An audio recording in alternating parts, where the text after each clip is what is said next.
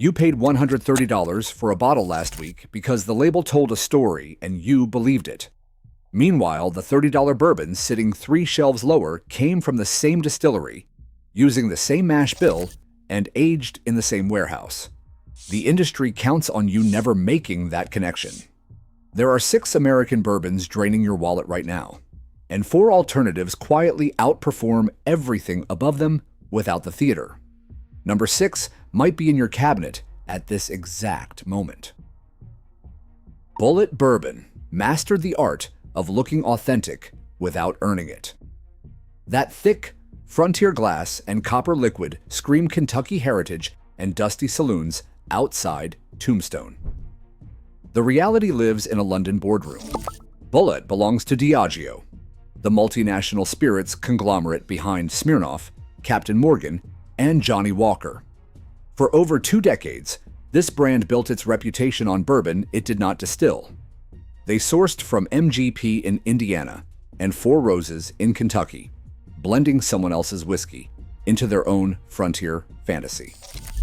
In 2017, they finally opened their own distillery in Shelbyville, but by then, Bulleit was already a phenomenon, built entirely on purchased liquid and excellent marketing. At $30 to $35, the high rye mash bill delivers initial spice, dried orange peel, and black pepper. Then the mid-palate thins out fast, and the oak turns bitter on the finish. In a cocktail, Bulleit disappears into the mix and does its job. Neat, it exposes every shortcut the branding tries to hide. You are buying a Western movie poster, not a Western. Angel's Envy started as one of bourbon's most genuine craft stories and ended as a case study in what corporate acquisition does to a founder's vision. Lincoln Henderson spent 40 years as master distiller at Brown-Forman before launching Angel's Envy in 2010 with his son Wes. The concept was legitimately innovative. Take quality bourbon and finish it in ruby port wine casks imported from Portugal. The early small batches were remarkable. Then, in 2015, Bacardi purchased the brand for a reported $150 million.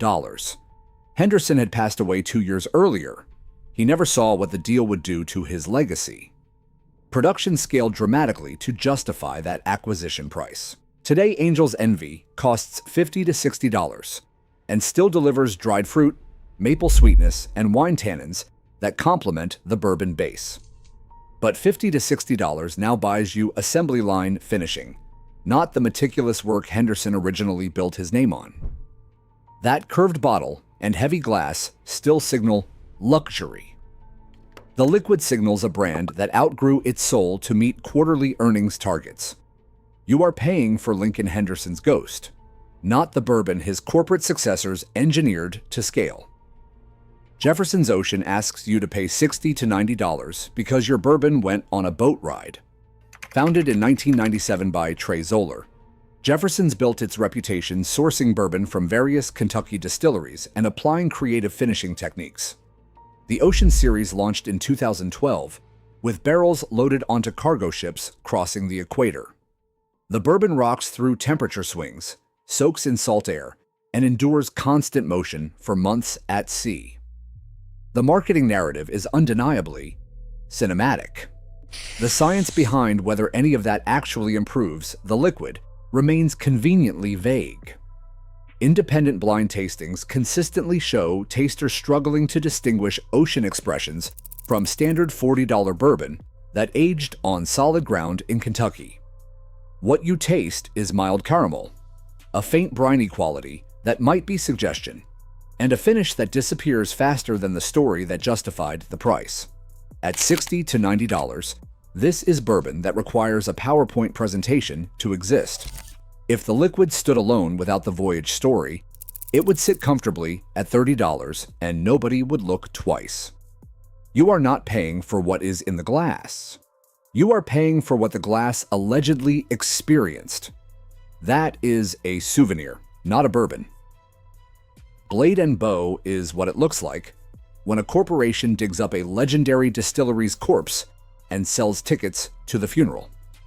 This Diageo brand leans entirely on its connection to Stitzel-Weller, the Louisville distillery that produced Pappy Van Winkle and Old Fitzgerald before closing in 1992.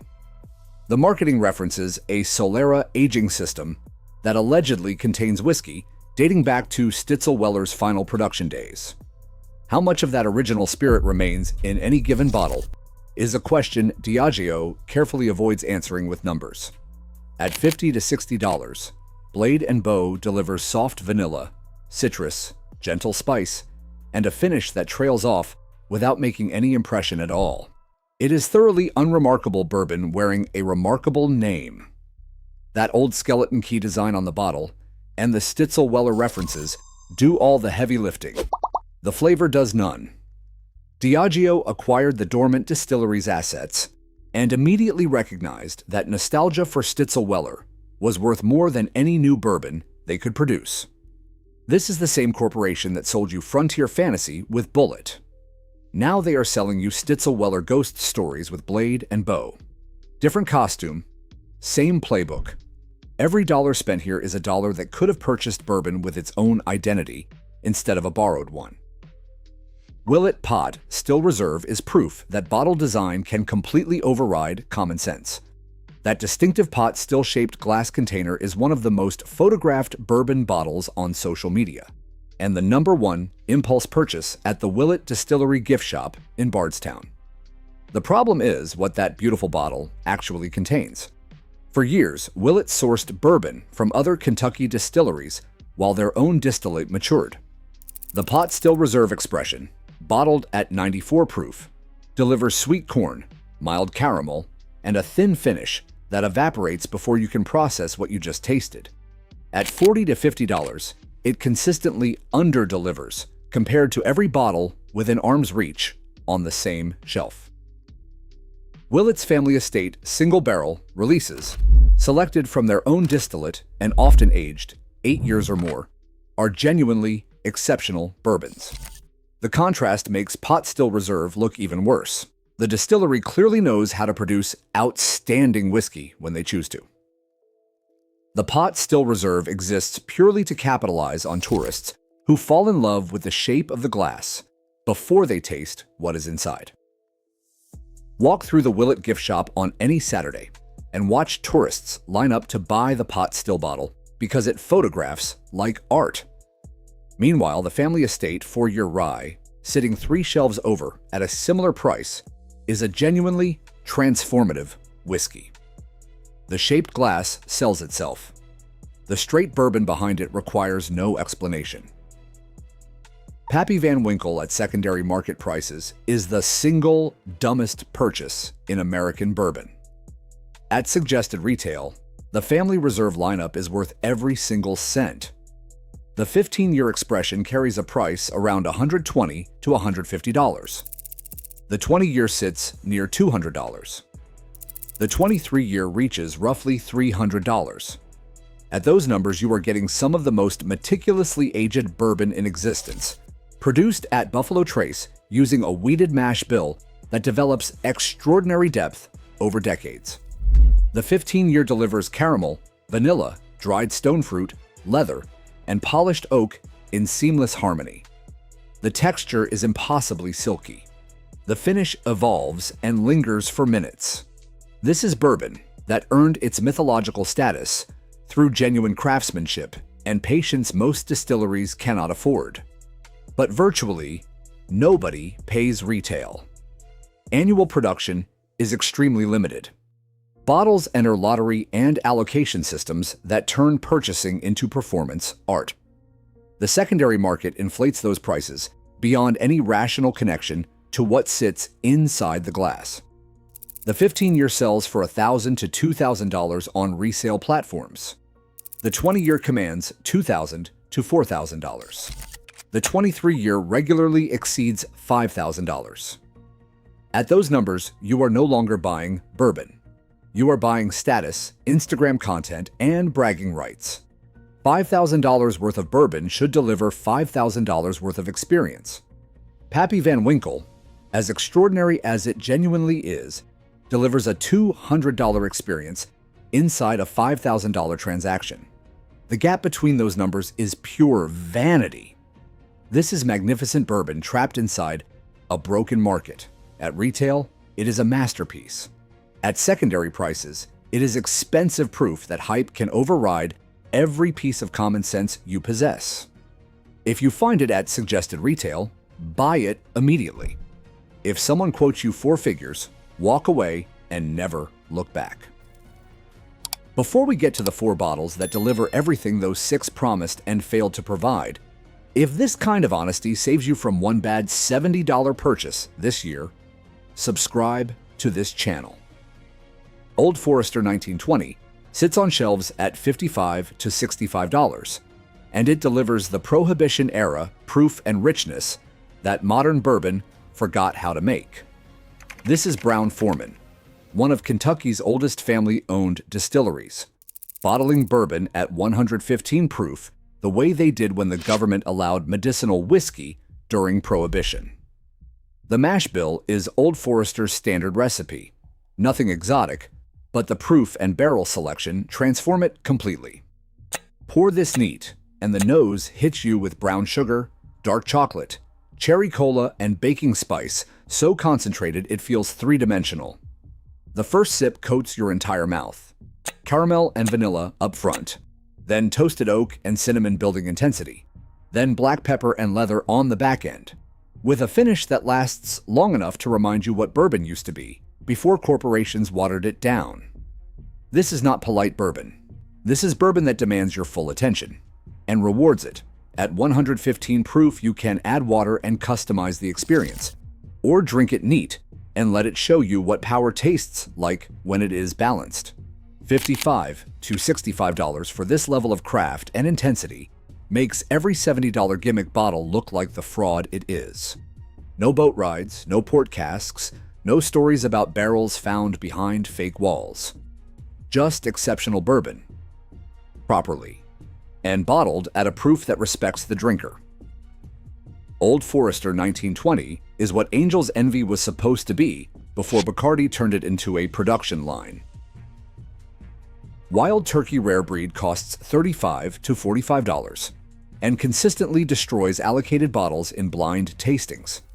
This is barrel-proof bourbon, blended from 6, 8, and 12-year-old barrels of Wild Turkey stock, bottled between 112 and 116 proof depending on the batch. There is no chill filtering, and no water is added after dumping the barrels. The nose is massive: vanilla, caramel, dark fruit, oak, and a honey sweetness that pulls you in before the proof even registers. The palate is everything bourbon should be: rich, layered, complex, with flavors unfolding in stages instead of hitting all at once and then disappearing. Baking spices, toasted nuts, dried apricot, leather, and tobacco led into black pepper that builds toward a finish that goes on forever. This is a bourbon you can return to 3 times in one evening and discover something new in every glass. At $35 to $45, this bourbon outperforms bottles at twice and 3 times its price without even trying. Wild Turkey does not chase trends. They do not finish in wine casks, and they do not load barrels onto ships. They age bourbon in charred oak barrels in Kentucky warehouses, the same way they have for decades, and they bottle it at the proof it deserves. Eddie Russell's father, Jimmy, has been making Wild Turkey for over 60 years. That institutional knowledge lives in every bottle of Rare Breed. This is not marketed as premium. It is not allocated. It does not require a lottery. It just sits on shelves, waiting for people who care more about what is in the glass than what the glass looks like on a bar cart. Rare Breed is what Pappy tastes like before the market ruined it. Elijah Craig. Barrel proof appears 3 times a year in batches labeled A, B, and C, and each release costs $60 to $70 for bourbon that belongs in the conversation with anything Buffalo Trace allocates. This is Heaven Hill's premium barrel proof small batch expression, AJD between 8 and 12 years depending on the batch, bottled at 120 to 140 proof. No water added, no compromises, just straight from barrel to bottle. Every batch tastes slightly different because barrel-proof bourbon is honest about what barrel variation actually means. Some batches lean fruity, some lean oaky, some balance right down the middle, but every single one delivers depth and complexity that justifies the price immediately. The A batch from earlier this year opened with dark cherry, maple syrup, vanilla bean, and cinnamon so rich it tasted like someone liquefied a bakery. The palate brought brown sugar, toasted pecans, dark chocolate, and an undercurrent of tobacco and leather that kept building through the finish. At 130 proof, this bourbon has presence. It does not apologize. It does not smooth itself out to avoid offending anybody. It shows you what 12 years in a Kentucky rickhouse actually does to corn, rye, and malted barley when you let time and wood do the work.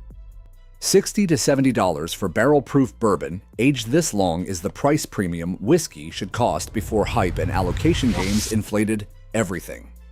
You can find Elijah Craig Barrel proof on shelves in most markets without hunting, without paying secondary premiums, without entering lotteries. Heaven Hill has been making whiskey since 1935. They survived Prohibition, warehouse fires, and every trend the industry invented.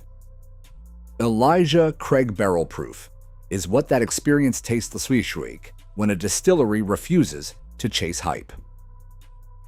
Knob Creek Single Barrel Reserve at $45 to $55 is the bourbon that exposes how much every other single barrel expression is overcharging you. Value: this is Jim Beam's premium line, aged 9 years minimum, bottled at 120 proof, and selected as single barrels instead of batched. Honest. Every bottle comes from one barrel, which means every bottle tastes slightly different. Some lean heavy on the oak, some showcase the grain sweetness, some hit you with baking spice that lingers for minutes. That variation is not a flaw. That is what single barrel actually means. Single barrel. The nose on a good Knob Creek single barrel is dense. Vanilla, toffee, toasted oak, dark fruit, and a richness that coats the inside of the glass. Dense. The first sip is a wall of flavor. Caramel and brown sugar up front, then baking spices, roasted nuts, leather, and oak tannins that build structure instead of bitterness. Wall. The finish is long, warm, slightly sweet, with a peppery kick that reminds you this is a 120 proof bourbon that earned every degree through time in wood. Finish. At 9 years, this bourbon has maturity. It tastes like bourbon that had time to develop instead of bourbon that got rushed to market because a distillery needed cash flow. Maturity: $45 to $55 for 9-year age stated single barrel bourbon bottled at 120 proof is value. So obvious it feels like the market made a mistake. Obvious. Meanwhile, other distilleries charge $80 to $100 for single barrels aged less, with more marketing and zero additional quality. Marketing. Knob Creek does not play allocation games. It does not create artificial scarcity. It just sits on shelves being exceptional bourbon for people who know what to look for. Exceptional. This is what Baker's 7-year used to be, before Jim Beam decided to downgrade it and raise the price. Used to be Knob Creek Single Barrel still exists exactly as it should. Aged properly, bottled honestly, priced fairly, and better than most of the limited releases people camp outside stores to buy. Exactly. The next time you stand in a liquor store and reach for a bottle with a beautiful label and a perfect story, stop for 5 seconds and ask one question. Am I buying bourbon? Or am I buying the feeling of owning something that looks expensive? The industry has spent decades learning exactly how to sell you that feeling, at 3 times what the bourbon inside is worth. The 6 bottles we walked through today are not bad whiskey, they are bad value. The 4 bottles that replace them prove you do not need allocation, hype, or a boat ride to drink bourbon that respects your palate and your wallet. You just need to stop believing marketing and start tasting what is actually in the glass.